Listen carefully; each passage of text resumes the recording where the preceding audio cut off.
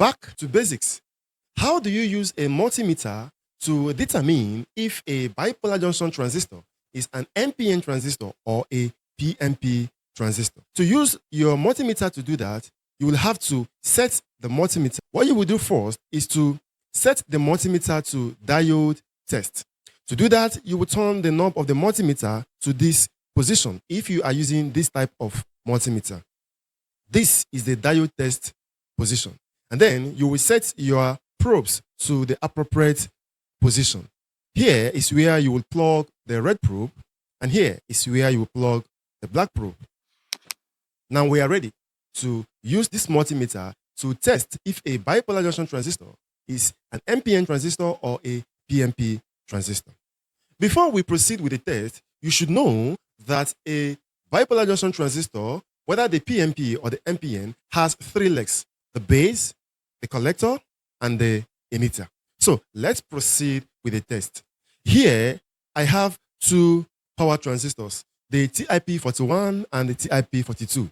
So let's use a multimeter to determine which of these transistors is an NPN transistor and which one is a PNP transistor. So let us test if this bipolar junction transistor is an NPN transistor. To do that, what I will do is to place the red probe, which is the positive probe of my multimeter, on any of the three legs of the transistor. And then I will touch the other two legs with the black probe.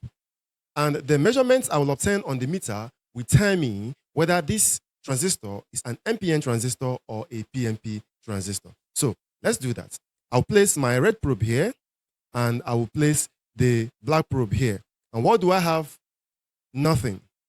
I will move the black probe from this leg to this leg. What do I have? Nothing. Okay, so I will move the red probe from this leg to another leg. I'll place it here, and I will touch the other legs with the black probe. I will touch this one, and what do I have? Nothing. And then I will touch this one, and what do I have? I got something, 0.61 volts. But that is only for this. I did not get it when I touched this.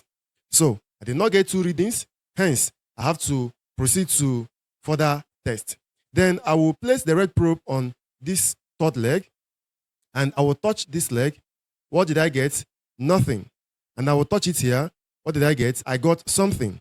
But I only got something when I placed the probe here, and I did not get something when I placed the probe here. So because I did not get two readings when I placed the black probes on the two different legs,